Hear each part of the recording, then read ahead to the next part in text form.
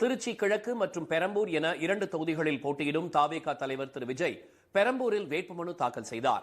பின்னர் கொடுங்கையூரில் பிரச்சாரம் செய்த திரு விஜயை பார்க்க பெண்கள் குழந்தைகளை தூக்கிக் கொண்டு ஓடியதாலும் ரசிகர்கள் தடுப்புகளை உடைத்துக் கொண்டு சென்றதாலும் பரபரப்பு நிலவியது. மேலும் வழக்கம் போல் மின் மாற்றிகள், மின் கம்பங்களிலும் தாவேகா தொண்டர்கள் ஏறியதாலும் பரபரப்பு ஏற்பட்டது.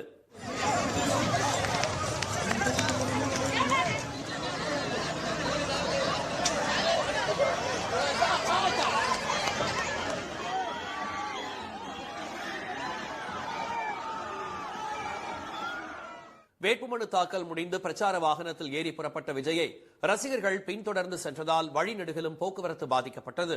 மூலக்கடை மேம்பாலம் மற்றும் சுற்றுப்பகுதிகளில் 2 கிலோமீட்டர் தூரத்திற்கு வாகனங்கள் அணிவகுத்தன. அந்த வழியாக சென்ற ஆம்புலன்ஸ்களும் செல்ல முடியாமல் நெரிசலில் சிக்கியது. நிலைமை கட்டுக்கடங்காததால் பிரச்சாரத்தை பாதியிலேயே முடித்துவிட்டு திரு விஜய் வீடு திரும்பினார்.